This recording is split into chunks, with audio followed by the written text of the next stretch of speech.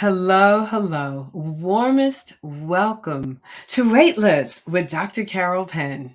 And if you're here because you know week after week on this exciting 10-part series. We bring it. We bring you excitement with information. We bring you excitement through our theme, which is about being weightless.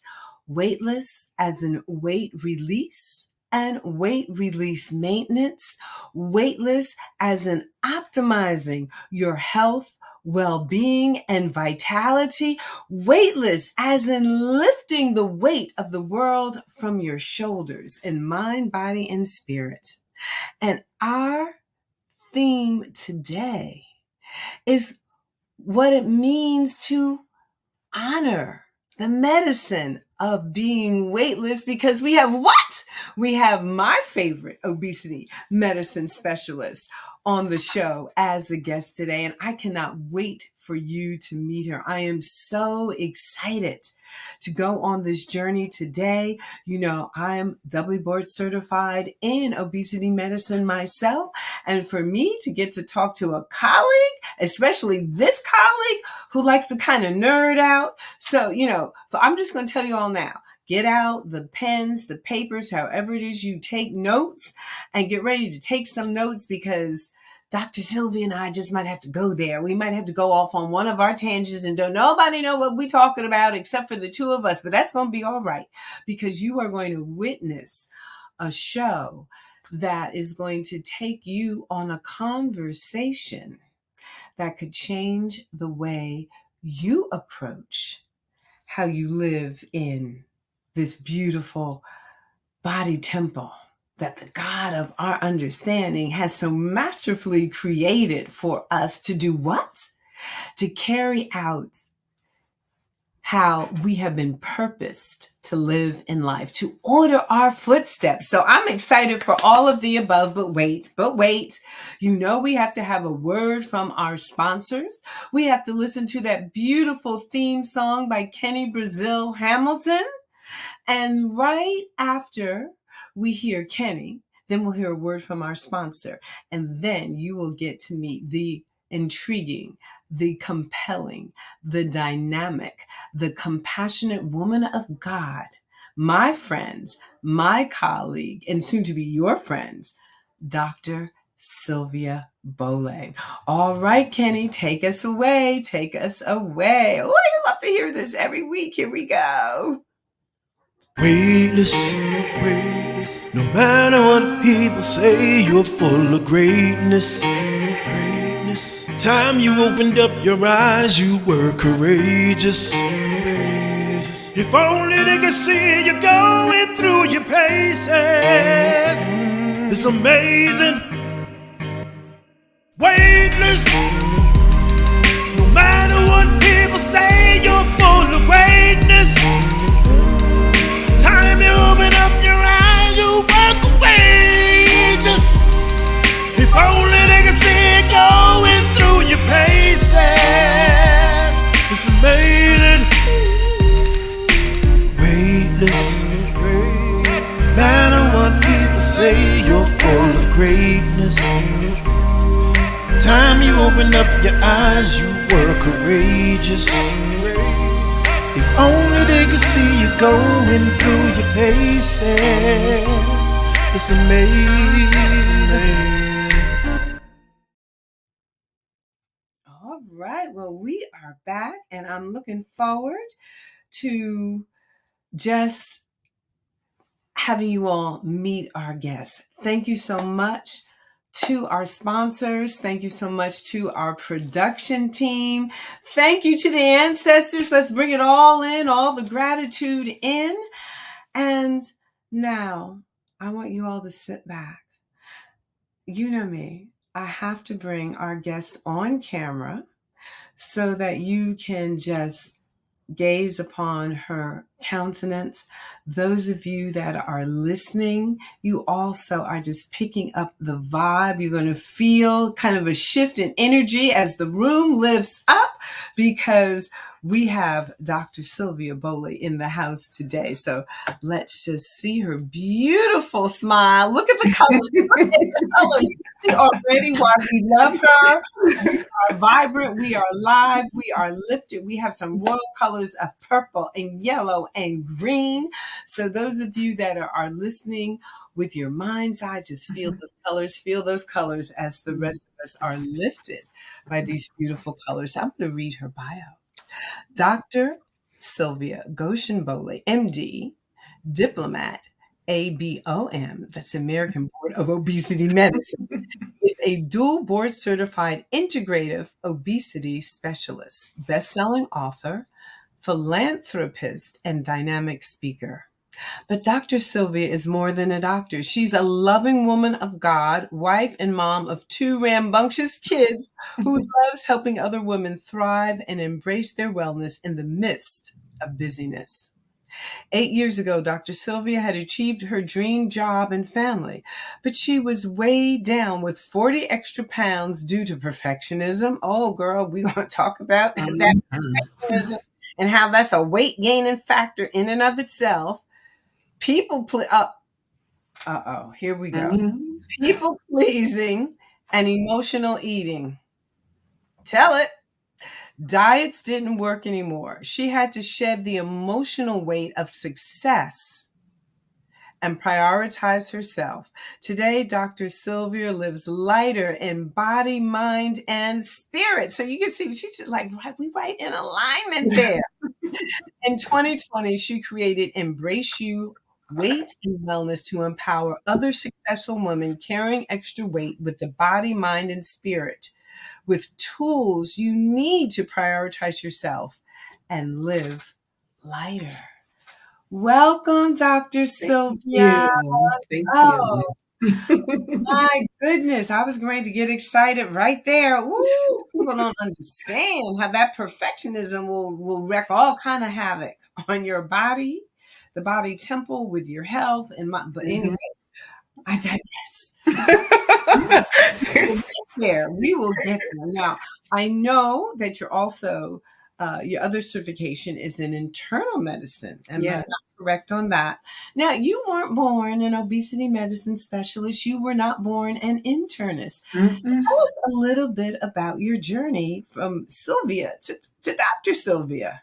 Yes. Well, thank you, first of all, Dr. Carol, just for having me. It is always a joy and an honor to share space with you. I feel lighter every time I'm in your space and in your presence. So thank you for having me. And I love that theme song. Oh, those words. Like in my spare time, I'm a poet. So that just the words, weightless, you're courageous. Like it's such a life-giving song. All right, but I digress. Let me talk about myself. So I am born and raised in Atlanta, Georgia, ATL, and to West African parents from Liberia, West Africa. So I'm first generation American, but so I really grew up with the best of both worlds. And my parents are restaurateurs, foodies, my dad in particular. So I grew up loving food, loving music. My dad's also a DJ, and always though had a strong interest in science. And so went through high school interested in science. I knew I was going to be a doctor from 5, but I always had this creative side and did a lot of other things, worked for the EPA. I love nature, worked for Turner Broadcasting. So did a lot of fun things along the way, but that all solidified this love of combining my love for people and my love for science. And so that is really what drove me to become a doctor. And probably the greatest factor is just my grandma, Sylvia, who I was named after. And we'll talk a little bit about that when we talk about obesity medicine. Oh, fabulous, fabulous. Oh, I love the story coming through about the grandmother. I also had a grandmother that I adored and wasn't named after her. However, that grandmother love and that grandmother energy is so magical and so special, so very special. So that's, a little bit the journey. There's been some, interesting different stops on the career path. What were some of the challenges that you faced on your way to becoming this physician leader? Yeah, I would think, I honestly like how my company is called Embrace You. It was honestly embracing myself. We talk about the perfectionism, the people pleasing. My lowest moment probably was also when I was at my heaviest, but from the outside was my most successful. I was chief resident, I had a new baby, I had a loving husband, all of those things, but I just did not feel successful. And how I wore that was physically. And the problem behind it, I realized, is because I was so caught up in prioritizing everybody's needs, what everybody wanted, and not prioritizing myself. And so that moment when I really realized that I felt like a hypocrite because I was not living this healthy life that I was telling other people to live. And the person I am, being a child of God, he just does not let me get away with stuff. So like I would try to counsel my patients, say, are you eating healthy? And God would be like, are you eating healthy?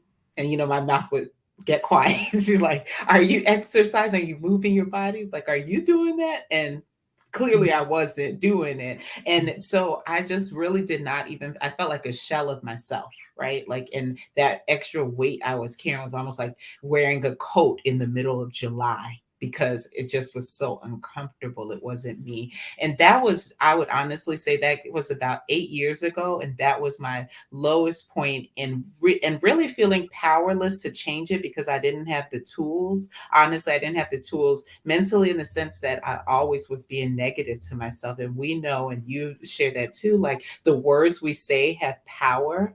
And even though for a little bit, like, why can't you do this? Why are you do like, even though that may give you some short term gain, long term, it was weighing me down. And so I had to change my relationship with myself, learn to really love Sylvia and embrace her, whatever size she was, whatever mistakes she made, whatever it is, like imperfect, all your perfect imperfections, right? John Legend says. So I had to learn to love myself in that state. And then that opened my eyes to the fact that I didn't have the right tools. In med school, we didn't learn anything really about the new science of obesity, the new science of weight loss. We were still learning calories in, calories out. And so that is what prompted me to then go and get my board certification in obesity. Well, first I went to a conference and learned more about it, and then get boarded, and then kind of continue just staying in, immersing myself in learning more and more about the new science so that I could become a leader in the field. But it really was that low part, that challenge was lack of knowledge, and then turning that into self blame and self shame, and really having to learn to love myself out of that, and then open my eyes to the fact that, hey, it's not your fault. And you just don't have the tools. So, like, let's be kind to yourself, be compassionate, and then get the tools you need so that you can actually win the game, so to speak. Oh, but isn't that a common story though, right? Mm-hmm. Where one, well, there's a couple of things that are coming up. Whoops! So let me just, I know, I'm alive. back here. So much fertile ground. So here you are, your chief resident. Burning the candle at Mm-hmm. any kind of end that you could burn it, because our stories overlap in that. Because Mm-hmm. when I was at my heaviest, it was also when I was chief resident. And it's You're like, carrying the weight of a whole program. Like I had 150 residents underneath me. We were in a transition with program director. Like and that is a lot of, and when you are a caring, compassionate person, and then you want to do well, you want to succeed, you kind of absorb everybody else's problems, everybody else's pain, and you start carrying that around. And if we don't have the tools to cope with that, food is just so easy. Like I said, I'm a foodie, and prior to having my son, I had the metabolism to keep up with my yo-yo dieting and with my sugar addiction, let's call it what it was, right? I had the tool, I had the metabolism to keep up. So I thought I was healthy. And I know we're going to talk about BMI and weight later, why we can't just rely on weight, right? Because a lot of times, even though physically it's not showing up yet, if our habits aren't healthy, it just takes one trigger, which for me was pregnancy, which it is for a lot of Black women. And then that just throws us into a state where we're holding on to that toxic fat, that extra fat that we don't need. And that's really what it was. It took the toxic environment of trying to take care of everybody else when I really needed to release some of that responsibility. Then that triggered the toxic fat kind of storing in my body as well. And so I think it's such a common scenario, though. I see it in so many people that I work with, and especially as Black women, honestly. Absolutely. So it really, for me, it was again, that chief resident. Mhm. I'm a mom, I'm a single parent at this Wow. point. He's a senior in high school, getting ready to go off to school. At the time, his father decided I'm no longer paying for child support or college. I've got a residence salary.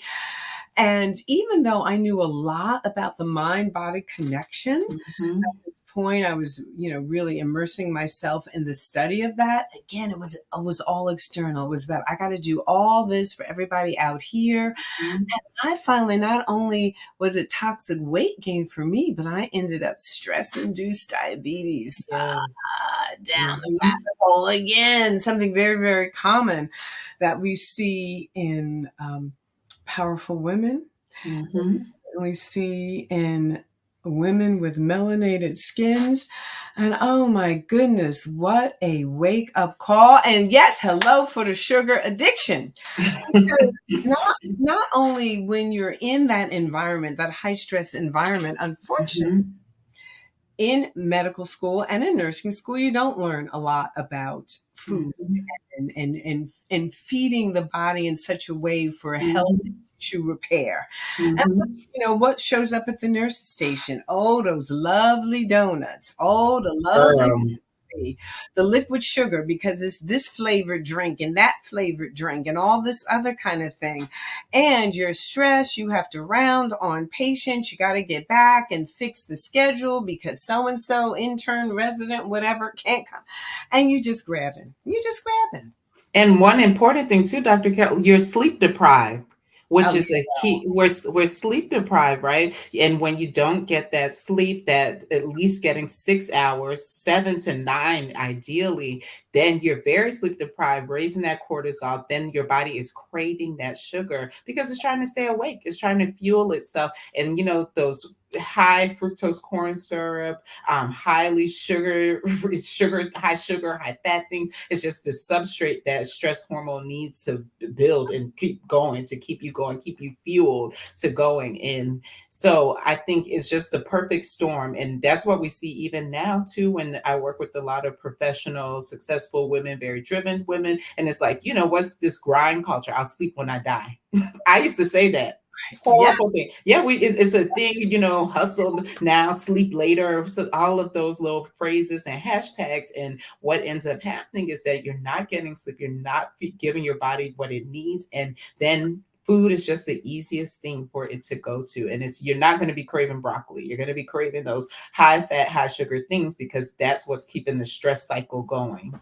Yes. And this aspect, so we're talking about that aspect of body derangement that Mhm. really stems from this whole people pleaser. I'm going to fix everything and everybody but myself, which really ties into one of the areas of control Yes. for weight balance. And we're talking about Mhm. that autonomic nervous system. So, perfectionism, well, that goes with the sympathetic overtone, go, go, go, drive, drive, drive.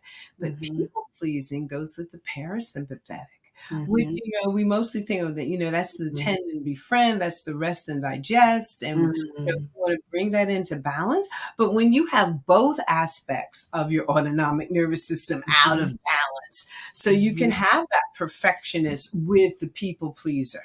Mhm. And it's a perfect storm. It becomes the substrate for the body temple to become not so much like a temple anymore. Yeah, So I love tell, that. That's tell a great example.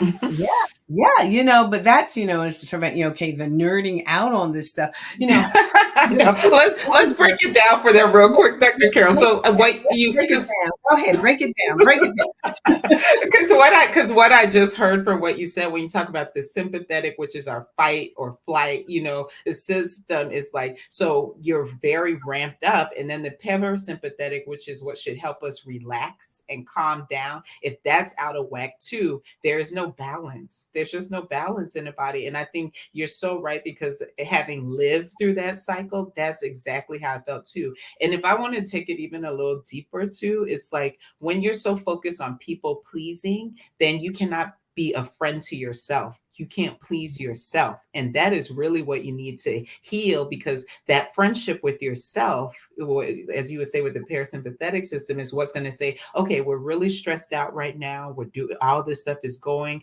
How can you be kind to yourself? How can you be loving to yourself as a friend and be like, what would you tell your best friend? You tell your best friend, girl, you need to calm down. Can I help you? Can I do something? But if you're so focused on and out of alignment, doing everything for everyone else, you really can't be that friend to yourself. So I just love how you tied that in, because I had never really actually thought about the parasympathetic system as that friend and befriend. And it makes so much sense when that's out of whack with people pleasing. So thank you. Yeah. Well, thank you. But now let's get back. So you lost what, 40 plus pounds? Yeah, I gained 60 with my son. And Mhm. actually, some of that, I had a very traumatic end to the pregnancy, and it's taken me like 7 years to actually admit that and have that conversation. And I think that's something that's very common. We see with Black women, right? It was Black Maternal Health Week was just started 2 years ago, and I've been helping with that and been an advocate and a champion for that. And part of it is because when I think back on it, like doing that work made me realize, oh, for me, it was the same thing. I was so focused on being the best worker, being the best resident, getting all my maternity leave, because we only had like this much maternity leave. So I wanted to work up to the day that I was due. I think I was scheduled, I believe, for a C-section. Was I? No, this was the first one. I was an emergency C-section. So I was, I wanted to work up to my deadline, to my due date, because I wanted to have that 6 weeks of maternity leave out with my baby. I wanted to have that whole time. And so I was ignoring the signs my body was telling me. I started gaining weight very rapidly in that last trimester. I gained 5 pounds a week. I was exhausted. I was so tired. I could barely, very short of breath, but I still loved my job. I loved taking care of people. I loved the responsibility, but I was so focused again on pleasing everybody, getting those metrics, that I was not listening to my body. And most importantly, I missed a call from my OB-GYN for a week telling me that my labs were abnormal and that I actually had preeclampsia. So by the time I finally listened to my voicemail, and the only reason I listened to my voicemail because my then best friend, we were due a day apart. And so she delivered on New Year's Eve. And in my hospital I was working in. So I went down to see her, and she was like, "Well, I see you tomorrow." And then I was like, "Of course, unless I deliver." Ha ha ha. So I get home. But something about that conversation was so weird, because, our lives ran in a lot of parallel at that time, made me check my voicemail. And when I checked my voicemail, I realized I had missed all these calls from my doctor. And she was like, "Come in immediately." And then I ended up having an emergency C-section, being in the hospital for an extra week. But I say all that to say, like, that was the context of what probably prompted a lot of the weight gain. Now, the other part of it was my family. I have a family history of a lot of weight gain during pregnancy. It happens to every woman in my family.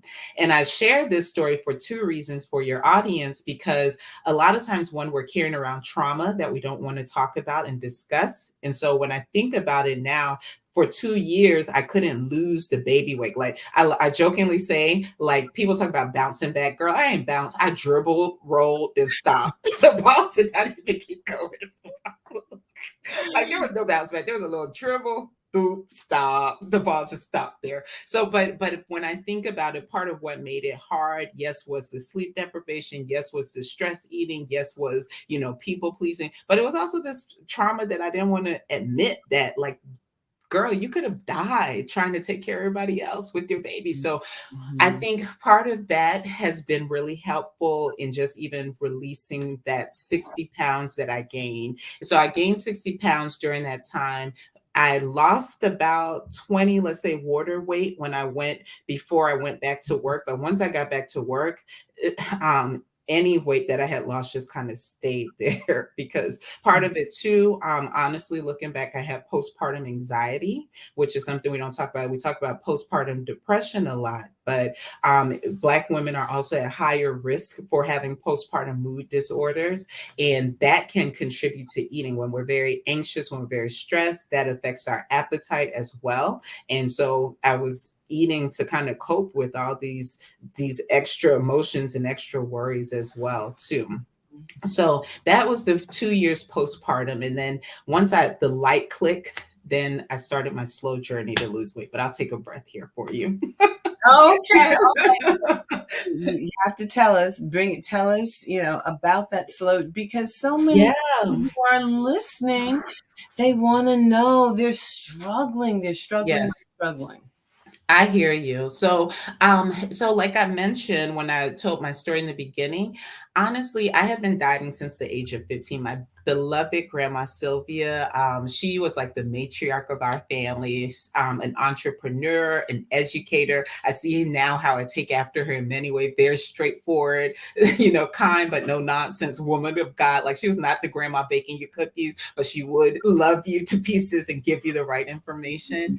And Mhm. so, but by the time I met her, she had advanced diabetes, glaucoma, hypertension, and eventually had a massive stroke, and which left her bedridden and debilitated for the last 7 years of her life. And of course, the doctors blamed everything on her weight because she did have probably what we would consider obesity. So, how as a 15-year-old I processed this was like, if you get fat, if you gain too much weight, you're going to get sick and you won't be able to do anything. So I had what we probably would call fat phobia. I was just so scared of gaining weight. So I would go from being a foodie where I'm overeating, overindulgent. I'm in the South, right? And my parents are restaurateurs. So like food was our culture. But then you switch to the other end where it's like, oh, if you eat too much and you notice the scale going up, then you got to stop. You got to withdraw and restrict. So did this for many years and never really learned how to eat healthy. And so when you fast forward to my postpartum, when I'm now trying to figure out how do I get rid of this 40 pounds, all I know is diet culture, right? Like it's calorie counting, restricting. And it wasn't working because honestly, that is stressful. It was just adding another stressor to my already busy life. Like I'm seeing 23 patients a day, meaning like a 14-hour workday, and I'm supposed to stop and track everything I eat. So, like 1 week of trying to food track and all of that, I felt like an absolute failure because I did none of that. I was not able to food track. When I came home tired from work and then to a high needs 2-year old, I was not able to then work out for an hour each day. And it just really made me feel like a failure. And then what happens is that negativity cycle, right? Like, you're a doctor, you should know better. How'd you let this happen to yourself? Like all those negative things we say to ourselves. And really, the wake up call for me was a good girlfriend was like, be nice to Sylvia. I like her. And Mhm. that really shifted that paradigm where you talk about being kind to yourself and being a friend to yourself. I started to talk to myself the way I would talk to a friend and started to learn the process of being my own best friend. And I know people want, you to start with like, yeah, I did a detox and I did a tea and I did it. But I mean, honestly, the first step is truly being kind to yourself, being a friend to yourself, loving yourself, because honestly, there's many ways to get at losing weight, and we're going to talk about some of those. There's tons, honestly, but what matters the most is your mindset behind it, and that's why I'm like so big on it. Like I just wrote this article about Ozempic, right? People are like all talking about all these weight loss medications. I love them. I think I'm a nerd. I like the science. I'm excited to see the advancement in the field, but at the end of the day, what's going to keep the weight off and what has enabled me for going on 9 years now to keep it off is this: I love myself. and I'm gonna do what works best for me and the friend that I am to myself. So that's the first step that I made. Then the next step is really getting control of my stress. My stress was the root cause. You need to know what your triggers are. My triggers, I tell everybody, triggers are sleep deprivation, high stress, and cheap pizza. I jokingly say that, like a cheap pizza will put the pounds on. I'll gain 5 pounds in one weekend just from eating some cheap pizza. So I do not go near that orange sign when I see it. But so knowing your weight gain triggers. So for me, it was really getting a hold of the stress because I realized that at 3 p.m. every day, without fail, I was ravenous. And if there was donuts, if there was chocolate cake, because y'all know the break room is the devil. I'm gonna just say that. Like the break room at your job is the devil. Like it will have when you are trying to eat healthy, like everything that you don't need will be in the break room. There was somebody would have brought butter figures, they would have brought all kind of stuff. So, but I realized I was very susceptible to that when I was stressed. And it was always at 3 p.m. So the first thing I made was like um a plan for that 3 p.m. dealing with my stress. And I brought healthier substitutes. So I said, okay, I know I'm going to be hungry at this time. Let me bring some healthier substitutes. Let me avoid that demonic break room like the plague. I'm just totally joking. But I'm like, I'm not going near the break room. Okay. And I started like doing some deep breathing. Then the next stage after it was like, well, what are some non-food ways I can deal with my stress? So deep breathing, body scans, um, brief walks, gratitude moments, like, but it's a process. So it took time for me to get to that. And then I became a runner. So we're going to talk about like the metabolic tools that you need. You always need something because your body wants its fat back. It thinks fat is good. I mean, it is good. Fat is good. Fat helps us in many ways. It helps us with our digestion. It helps us with our hormonal regulation. It helps us protects us. So when we're stressed, our body wants more fat because it thinks it's protecting you. So you need to be able to tell your body that it's okay to release this weight. I love how you say release. So like I use the same thing. I say release and replace or release and embrace. So you're giving this weight up, then you need to embrace some new things that are going to help you. And so my way of doing that was by running. So I gave up a lot of the stressful habits that I had. And then I became a runner, which is also what kind of helps with my metabolism. I know when I cut back on my running, I'm not as lean. I get heavier very quickly, but it helps me with both my body, mind, and spirit.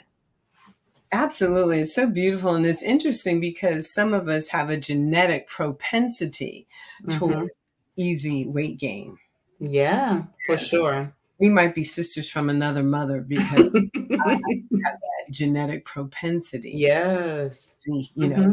come back, come back. So quick, Dr. Carol. It's been 9 years, so quick. Like even in the past 2 years, initially in the pandemic, I was great, but then I started to slip a little bit as again the world got heavier, right? And I started focusing on other things. I lost my dad during this in 2020. I shifted careers. I started to practice. I wrote a book. You've been with me on the journey, so so, and it was fine. But once I took my eyes off of like maintaining those triggers and really being a friend to Sylvia and nourishing Sylvia, it's so easy for the scale to creep back up, for that fat to come back because it's that genetic propensity and the body wants its fat back. It thinks it's protecting you, it thinks it's helping you. So what Yes. signals are you sending? And, that's a very good point to bring to our listeners and to our viewers is that the body is always seeking to protect itself. Hmm. And it doesn't care what you look like. It just wants the 70 to 100 trillion cells that Hmm. compose itself to be safe, to exist, to pass on the DNA, the genetic code to the next Hmm. generation. And Hmm. so, even with that unwanted excess weight, Hmm. even loving that and recognizing that, this is just the universe Mhm. wanting to protect the essence of me. Because the Yeah. essence of you isn't who we look at in the mirror. Mhm. That is not us. There is a deeper essence that goes beyond the phenotypical and or Yes. the external experience. And that is the essence of God, I believe, that's alive in us. Yes. And Mhm. somehow we get mixed signals and we get confused, and somehow we never get to, often because of the culture that we live in, we Mhm. never get to meet that person and to know that person and to understand the wonderful mechanisms Mm. are protecting that essence. Mm. So let's talk about some of those metabolic triggers. You use that word Mhm. to release and embrace. Mhm. Mhm. What is that? Take us into that journey. You've got a high powered woman sitting in front of you, and she says, "Dr. Sylvia, help! This is Yeah. not me." Yes. Well, I love everything you just said, first of all. And so I'll focus on the triggers, but we'll talk a little bit about the looks because I do think in one of the best things about being a Black woman or being a woman of color, even if you don't consider yourself Black or African American, is that usually for us, weight is not a problem. Right? You know what I'm saying? We're going to rock whatever size, whether we're a size 2 or a size 302. Like we are going to rock whatever size we're in. And so I think it's very important when we're having these discussions about weight to make sure that we're emphasizing you're beautiful at whatever size you are. You know, a lot of times they'll try to pit obesity specialists against the body positive movement. I consider myself a body positive obesity specialist because I believe loving yourself at whatever size you're in is foundational to making a positive change. We have to get rid of this old culture of, self-hatred to make a positive change. So I'm not about that. And I love that you said that. So this is not about looks. This is really about collaborating with your body and saying, okay, at what point am I not at a weight that is helpful for me or and that I'm carrying around extra potential toxins, extra inflammation that's not going to help me. So I love that you brought that up. So, all right. So that being said, back to triggers. So for the triggers, I always think about things in body, mind, spirit. Honestly, so what are the biological things that you and then I also think about what can you control and what you can't control, because we waste a lot of time focusing on stuff we can't control. You cannot control your genetic triggers. I cannot control the fact that every woman in my family gains 60 pounds. So when I see a woman who comes before me, like, and they're telling me that, okay, this is not me. So first thing I'm going to look at, age is an uncontrollable trigger, right? Where hormonal status. And when it comes to hormonal status, I'm looking at what I call the 5 Ps. So the major hormonal triggers in a woman's life where that's going to favor you to store extra body fat, because we're meant to, again, remember I told you fat has functions, is going to be puberty, it's going to be pregnancy, is going to be postpartum. And postpartum, I consider the whole time you're breastfeeding plus Mhm. 6 months after that, because again, your body wants to hold on to weight. So that's why this bounce back culture is so toxic, especially for those of us who do not have a personal chef, a personal trainer, a personal entourage that is keeping us. Like, you know what I'm saying? Like the folks that are hyping up bounce back, their lives are not the same as our lives. So let's just be clear about that. And then perimenopausal. So once we hit that stage where you're near menopause, so knowing what stage did your mom have it, did your siblings, which is something we don't talk about enough. So normalizing these conversations in families, especially back then, this is a whole nother thing. And then postmenopausal. So those are the 5 states that I'm looking. And then I look at conditions like PCOS because it's so rampant and underdiagnosed. And so those are like the 5 to 6 Ps for my hormonal perspective that I'm looking at for triggers. But there are really over 100 weight gain triggers, which is why I wrote a whole chapter in my book about them, because I want people to be aware. So it could even be as simple as living in a crime prone area, living in a place without sidewalks, like working in a it working in an office building where they keep the air condition up too high. Like there's so many different things that can favor your body to store fat because again it's trying to protect itself or it's trying to function optimally. Surviving a pandemic. People talk about these pandemic pounds. I did a talk Mhm. with Dr. Barry. Like, it's not all because our pantries were full. It's honestly because this uncertainty. Our bodies was like, oh, hey, let's store some extra fat because we don't Let's know if hold the on. world's gonna end. Yeah, like so. I think it's those are the things that I'm looking for and seeing, and then how I do it is kind of create a scoring system of like, okay, what are the things that are triggering? What percentage of it is coming from your body? What percentage is coming from your mind? What percentage is coming from the spirit? And spirit for me is I'm looking at what's your connection with God, self, others, and nature, your environment, community. What's your sense of belonging? So many of us we Mhm. focus so much on building, but we were meant to belong, right? We're social beings. So do you feel is your environment, is your places of belonging ones where you feel like you can thrive? And is it nurturing you or is it adding more stress? And then charity, how are you giving back? How are you sharing with the world? Not just money, but your gifts, your passions. Are you feeling fulfilled? And then what's really hard for those of us who are perfectionist people pleasers, how are we receiving? Because charity also gives with receiving. We are generous when we also allow people to give to us. But so many times we want to be the giver, giver, giver, giver. So I do all that in my assessment for weight gain triggers. Oh, that is so beautiful. And I love that you evoke the universal principle of reciprocity. Mm-hmm. Mm-hmm. Yeah. You have to give, but you have to receive. It's like saying breathe. Well, there is no breath unless you breathe in and breathe out, right? Yes. And a lot of us, when it comes to charity, it's like we're constantly like Yeah. you're just giving, giving, giving, giving, giving, giving. But when are you going to breathe in, sis? When are you going to let people pour back into you? And that's part of the weight that is weighing on us as well. Yes, and you can't exist without that reciprocity. Again, just like there's no such thing, you can't hold your breath to death. Mm. Mm. It's a fundamental principle of Mm. nature.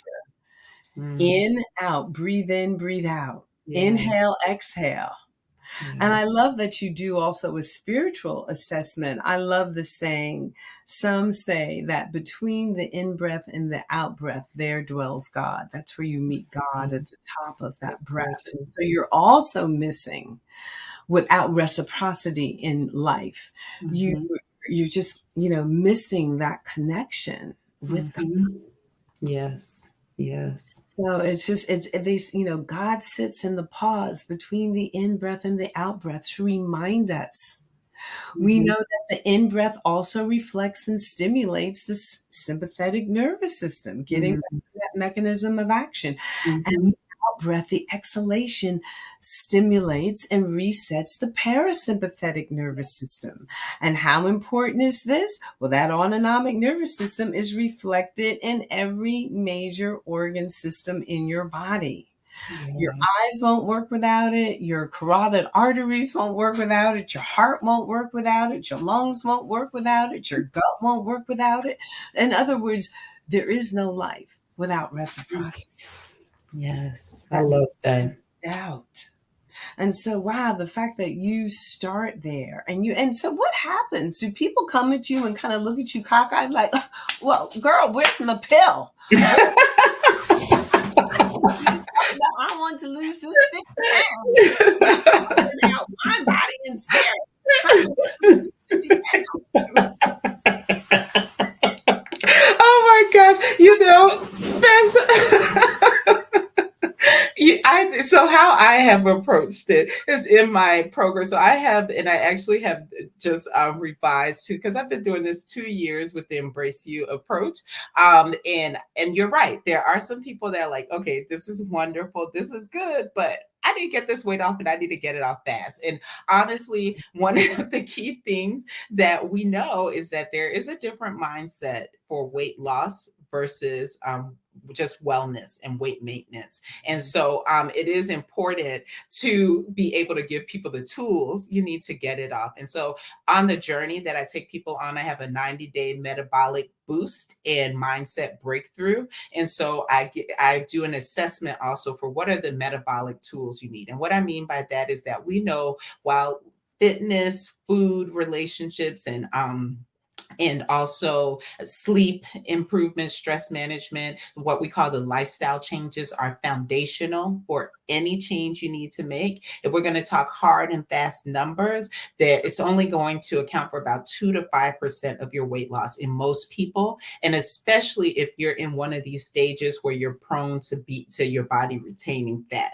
So all those P's I talked about is going to be very hard for your body to release fat during that stage, right? And if let's say you're 250 pounds and you want to lose 50 pounds, if we're saying 2 to 5%, then that's saying that just exercise and all of those things, that's only going to cause you to lose about 5 to 10 pounds. So you see how it could be hard for you to get to your goal. So we know you need some additional tools. So now the tools we have in our wheelhouse as physicians and as obesity specialists, that would be prescriptive nutrition supplements, also known as meal replacements. So using some of the meal replacement products. Now this was challenging for me at first because I work with a very successful program in the sense it got weight off, but I did not believe in the quality of the product. It had a lot of, additives and artificial ingredients. And we know long term, even though short term that does give you benefits, long term those things can be inflammatory. So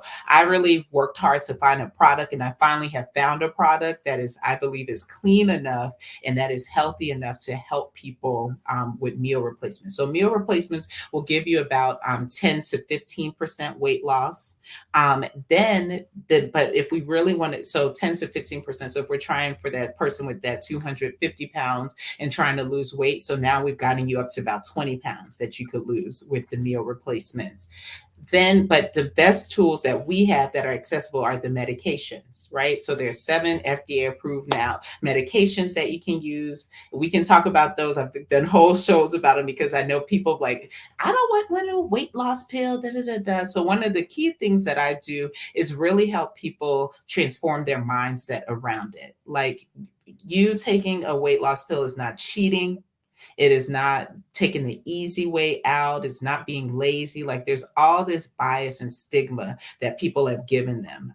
What I like to say is, if you think about weight loss as a race where the finish line is getting to your happy, healthy weight, which is a whole concept that I help people figure out, not just like what number are you happy is at, but what number are you healthy is at, but where do you feel happy? Where do you feel comfortable in your skin? And we have to marry those two. So we figure out what's your happy, healthy weight. So if your goal is to get to that finish line, anyone who does not have their weight gain triggers activated, they're starting at the starting line. But if you have weight gain triggers activated, if all of that, it's like you're starting way behind the start line and trying to catch up. So all the medications do is get you to the starting line so that it is a fair race that would, like, you're running with everybody else. And so that's the point that I want to make, that we have these tools. And I think a lot of times as Black women, we like to do things the hard way, right? Like, we have been ancestrally conditioned to do hard things, right? Yes, yes. Look, don't let me get, like, one of my favorites that I love teasing my sister. I probably not appropriate, but sun up to sundown. like this is the mindset we have, right? Like, we gotta keep working hard and grueling. And so I'm like, we have these tools now, and so I like to make sure you have the metabolic tools. And then of course there's the bariatric procedures, there's the endoscopic procedures. Bariatric surgery is going to be the gold standard that's going to get the most weight loss off and keep it off. But we have all these newer tools now, which are the medications. So that is what I would say to someone who's like, I want to get off and get off fast. Like, we have to be realistic. Like, especially if you have lost weight and regained it at least 3 times, you have now set signals to your body that it was never meant to lose weight in the first place. Because remember, I told you the body's natural predisposition, your body is a deep freezer, not an oven. That's what I like to tell people. It's meant to freeze that fat and keep it in there. It is not trying to thaw it out quickly. So like you need to make sure that you have given the signals. Like each time you keep putting that fat back in the freezer, it's like not going to try to thaw it out the next time. So we then probably you will need some additional support to do it. And they're like, what about Biggest Loser? What about those other shows? Yeah, you saw how much work they had to do. Now, if you are willing to live your life like that, where your whole life is about exercising, like for instance, I say that my metabolic tool is my running, and I know that my metabolic tool is my nutrition. And I have really, like, a lot of the stuff I grew up eating, all that mac and cheese, fried chicken, fufu, jello, like I don't eat all that stuff anymore, right? Like I eat completely different. I'm 50% plant-based. I really pay attention. I'm low carb most of the time. And then I try to get in at least 200 minutes of movement a week, which is what you need to maintain. So like in my stress lifestyle, I've changed my career. Like I've made a lot of dramatic changes. So if you're willing to do that, yes, you can probably do it with just lifestyle changes. But for that initial boost, if you've in those stages, you will probably need a support tool of some sort. Yes, to get you to square one. We're going to need to take Mhm. a pause for our. Yeah. I have to pass you the heart, the crystal heart, Oh, carnelian stone there, thank you. because you have just dropped some gems on us, I Sylvia. hope it wasn't too much. Yes, I'm working on that. I love teaching and I love talking, so I don't want to overwhelm y'all, but I want you to have this information because an educated person is an empowered person. You need to be the expert in your own body. Dr. Carol and I, we are offering confirmation and names to what you already know. So my goal with Embrace You is for you to be the expert in your own body and me to just be the conduit to give you the tools you need to succeed. absolutely. So we're going to take a pause and we'll be right back. And when we come back on the other side, we'll find out what Dr. Sylvia is up to next before we have to say goodbye, Oh, unfortunately. okay, well, wonderful.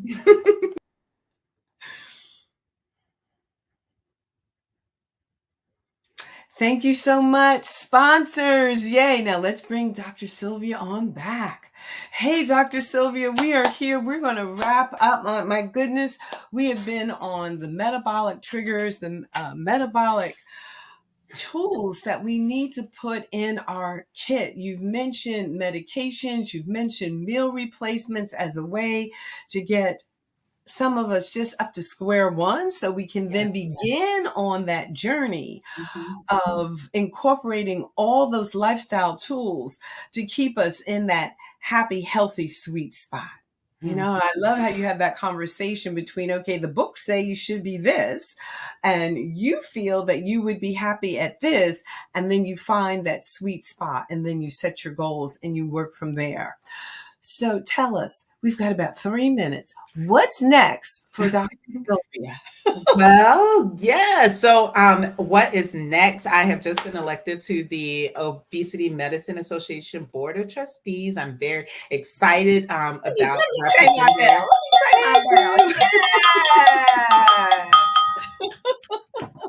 Oh, thank you, Dr. Carol. Yeah, so I'm super excited about representing there on the national stage and just being a voice and a champion for Black women, for being people in marginalized communities, for Black people, because we are disproportionately affected by obesity. So definitely reach out to me if there's anything that you'd like me to pass on and share as we are developing some of our guidelines and coming up with our treatment protocols as well. In terms of if people want to work with me, like I mentioned, I have the Embrace You Weight and Wellness. That's my telehealth practice and coaching program. And I have just rolled out, by the time this is being presented, I will have rolled out my 90-day metabolic boost and mindset breakthrough journey. And so I really would look forward to helping you if you're like me, like I was a busy woman, successful but feeling weighed down with success, really figure out, get very clear on what are your body, mind, spirit triggers, and what are the metabolic tools that you need to not just lose the weight, but also keep it off so that you can live lighter in your body, mind, and spirit. So that's the So, goal. yes, and look at this. So we want to go to www.embraceyouweightloss.com.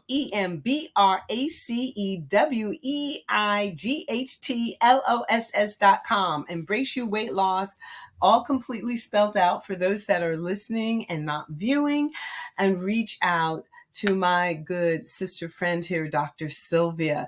Dr. Sylvia, thank you so much for being on the show and for just, again, those nuggets.